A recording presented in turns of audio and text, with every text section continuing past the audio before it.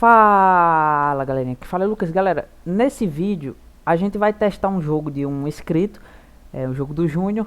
Ele fez um Five Nights at Freddy's. Nossa, minha pronúncia é linda, hein? Beleza, ele fez esse jogo, só que ele enviou pra mim e infelizmente no meu celular não rodou, porque a performance ficou um pouco ruim, meu celular é um pouco fraco. Então eu tive a ideia de fazer uma série de otimizações no projeto dele para tentar melhorar a performance e fazer rodar no meu celular. E eu acho que vai ser muito útil para vocês verem esse processo, porque vocês podem aprender várias técnicas que vocês ainda não sabem. Então se liga no vídeo, é bem interessante e eu acho que ficou legal. Essa foi a imagem que eu tive quando eu abri o projeto a primeira vez. Eu já percebi logo pelo editor que ele estava muito pesado, estava muito baixo o frame rate, e eu sabia que isso ia causar bugs de colisão. Então eu já parti logo pro personagem, eu tentei mudar um pouco a física dele, mudei algumas opções no Rage de Body e troquei o colisor por um cubo. Isso fez com que ele parasse de cair o chão, mas assim, entre aspas, né? Porque como o frame rate estava muito baixo, ia ser muito fácil do personagem ele atravessar colisões, porque a gente tem que aumentar um pouco o FPS do jogo. Então eu deixei o personagem pra lá, eu desativei a lâmpada dele porque ela estava causando lag. Então eu comecei a analisar tudo pelo cenário, o que é que tinha e tal, o que é que eu poderia começar a mexer. Então eu já parti logo para deixar o cenário claro, porque aí ia ficar mais fácil da gente fazer as alterações. Só que engraçado foi que quando eu coloquei uma cor completamente branca no ambiente color, os objetos eles continuaram pretos.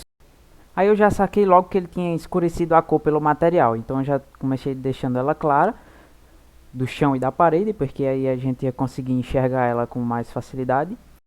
Só que antes de fazer isso, no material da parede e do chão, eu fui lá e coloquei o valor 0 no Y do Specular. O que é isso? Porque se você colocar um valor 0, você desativa a reflexão.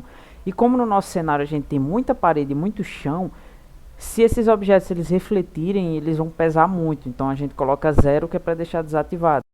Depois disso eu comecei a perceber que ele tinha construído esse chão e essas paredes duplicando os objetos.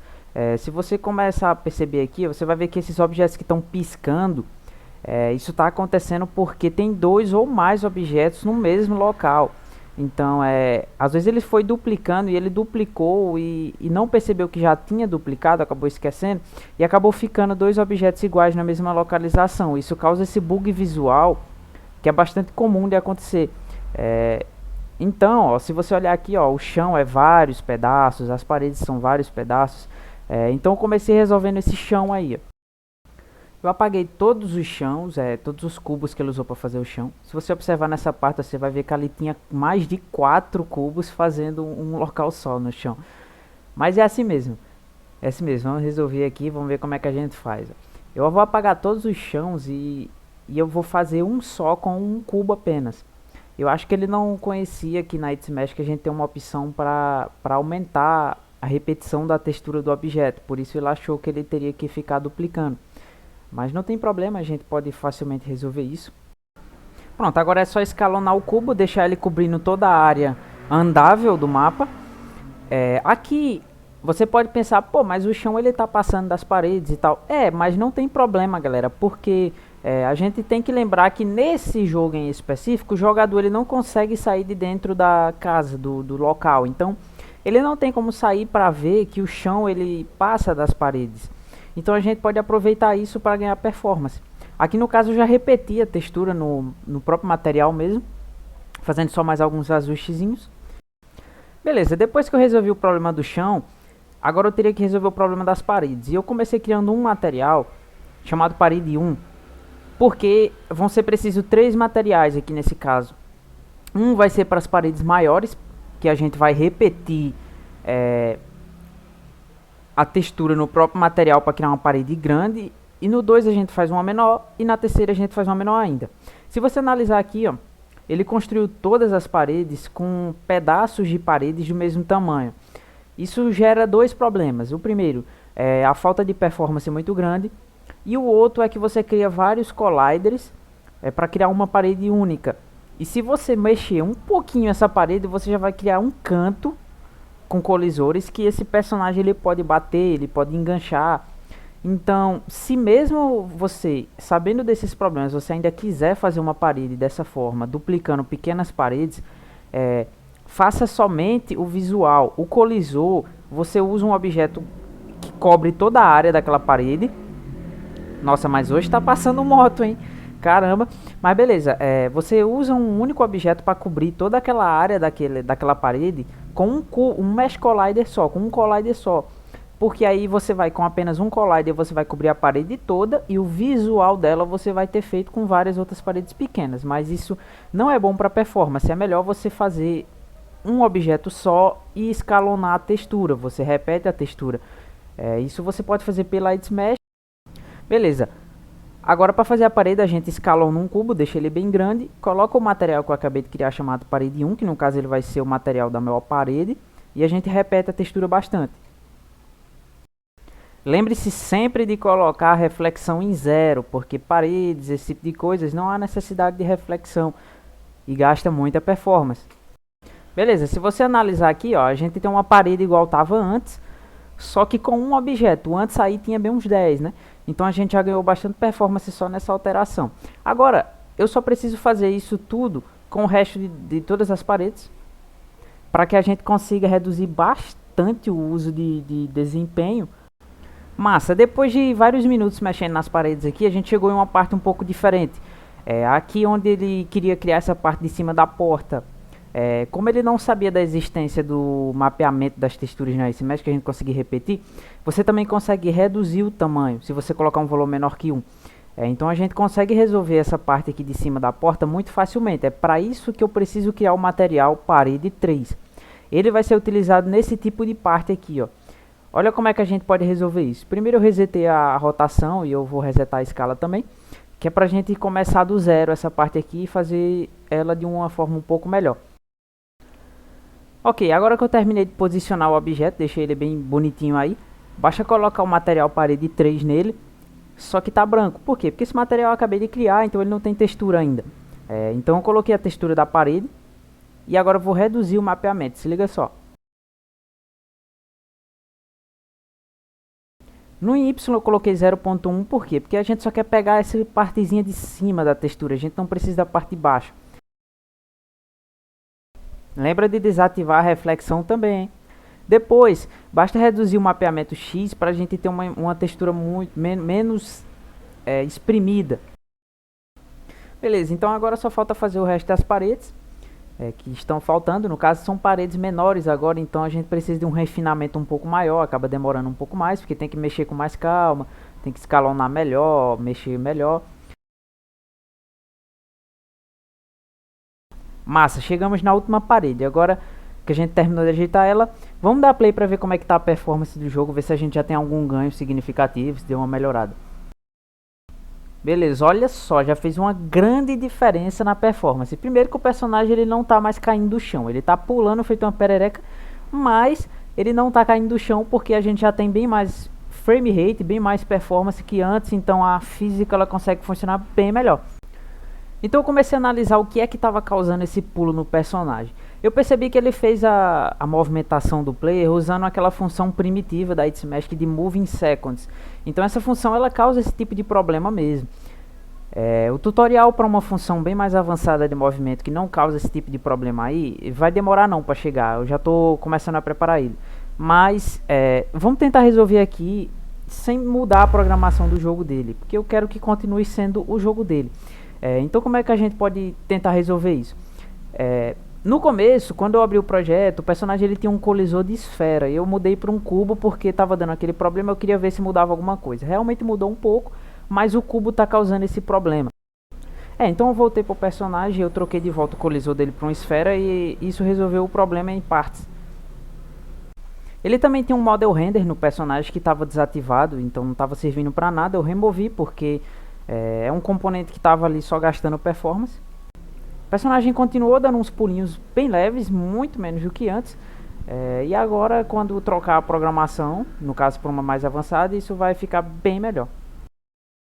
Eu encontrei também uma falha de configuração que estava causando muito problema, que foi um errinho na configuração da Dynamic Resolution da câmera. O Target FPS, que no caso é o frame rate alvo estava em 60. O que é que isso significa, galera? Significa que a câmera ela estava tentando reduzir a resolução da imagem para segurar 60 frames por segundo.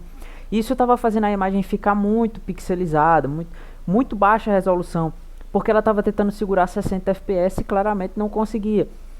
E a mínima resolução estava configurada como 25, então ela estava ficando sempre em 25. Muda isso o target FPS para 35 e o problema se resolveu completamente. A performance continua muito boa e a imagem também. Agora eu dei uma atençãozinha maior um pouco para a interface do usuário aqui. Eu estava analisando como é que ele fez. Ele colocou uma imagem aqui para detectar quando a gente está tocando do lado direito da tela para poder mexer a câmera. Só que apesar de que essa imagem tinha um UI Anchor, que no caso é uma âncora, ela estava ancorada certinha, mas ela estava com um valor menos 1 ali. Eu coloquei 0 para ficar mais correto. No caso, os outros pontos ali estava trabalhando com porcentagem, eu mudei para pontos fixos e deixei 0 também. Isso vai sempre manter ela ali. E do lado esquerdo não estava fixado. Então, quando a tela redimensionava, a imagem ela ia muito para a direita e às vezes não detectava muito bem. Resolver isso foi muito fácil, só foi ativar o lado esquerdo da âncora e começar a colocar valores fixos até passar do joystick. Feito isso, a imagem agora estava escalonando corretamente quando a tela redimensionava.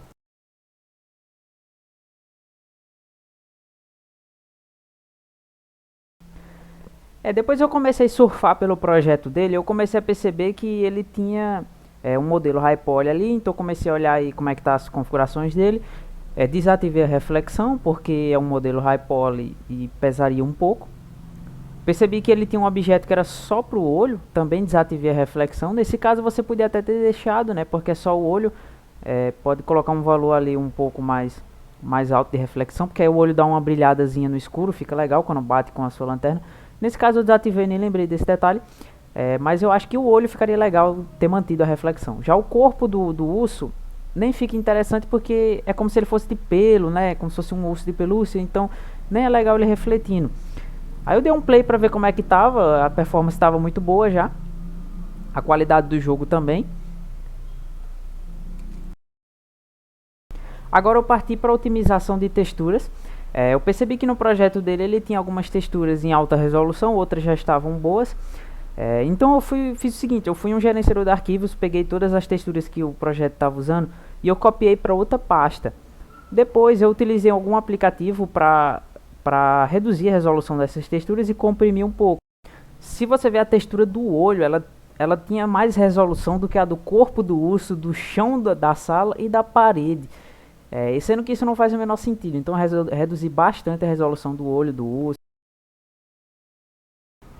Agora que já está tudo convertido, é só copiar essas novas texturas de volta para o projeto e alterar nos materiais.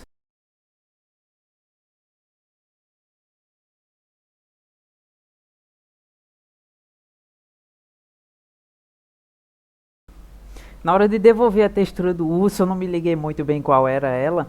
E eu acabei tendo que testar todas as texturas do projeto até conseguir achar a textura original do urso. Agora tá massa. Texturas otimizadas, paredes otimizadas, objetos otimizados. Tudo rodando lindo. Deixa eu dar um play aqui pra gente ver como é que tá a performance.